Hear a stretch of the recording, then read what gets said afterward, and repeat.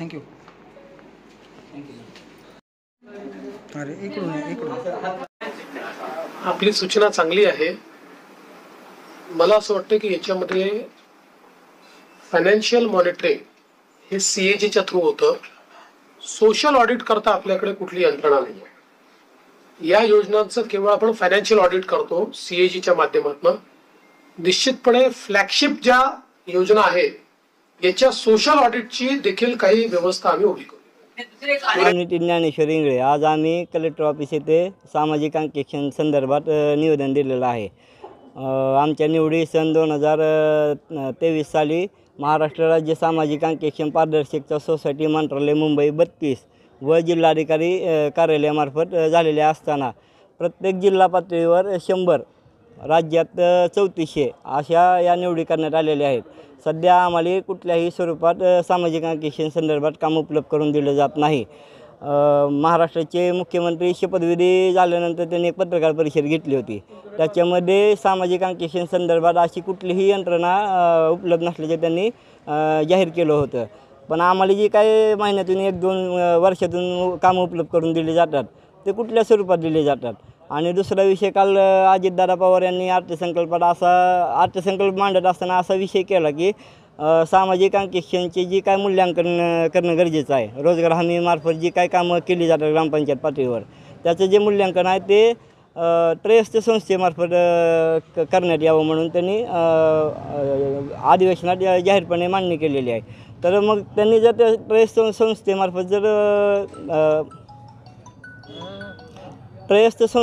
जर त्यांनी मूल्यांकन केलं तर आमच्यावर एक प्रकारे उपासमारीची वेळ येणार आहे. तर आम्हाला शासनाने अधिवेशनात आमचा मुद्दा घेऊन आम्हाला नियमित स्वरूपात कशी कामं उपलब्ध करून देता येईल त्याच्यावर विचारविनिमय करावा. एवढी. नमस्कार, मी सागर जाधव. सामाजिक अंकेक्षण व पारदर्शक सोसायटी मंत्रालय मुंबई यांच्यामार्फत जे 34 जिल्ह्यामध्ये भरती राबवण्यात आली होती, अद्याप त्यांना कुठल्याही प्रकारचे काम भेटलेले नाही, नियमित काम.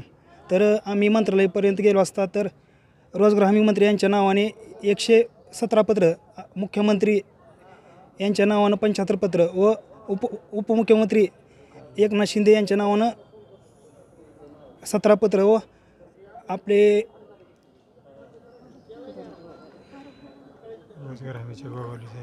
रोजगार हमी जे गोगावले साहेब आहेत त्यांच्या नावाने जे पत्रव्यवहार झालेला आहे.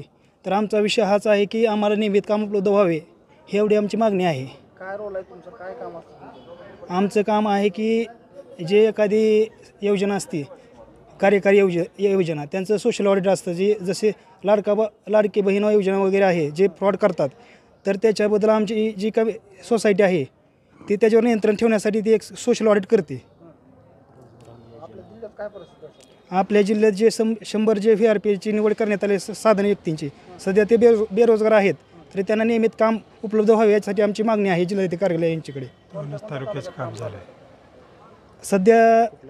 सध्या कुठल्याही महाराष्ट्रात कुठल्याही जिल्ह्यात व कुठल्याच तालुक्यात काम उपलब्ध नाही.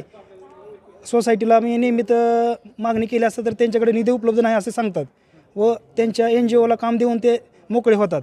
आणि महाराष्ट्राचे मुख्यमंत्री देवेंद्र फडणवीस साहेब यांनी शपथविधी झाल्यानंतर पहिली पत्रिका दिली होती की आपल्याकडे कुठलीही यंत्रणा अशी नाही की ऑडिट करणारी यंत्रणा आपल्याकडे उपलब्ध नाही. तरी 2014 साली त्यांनी या ऑडिट सोसायटीचं उद्घाटन करून त्यांना काम नियमित उपलब्ध करून द्यावी मागणी केलेली होती. माझं नाव वर्षा जाधव, मी धाराशिव इथून आहे. आम्ही प्रत्येक ठिकाणी निवेदन दिलेले आहेत.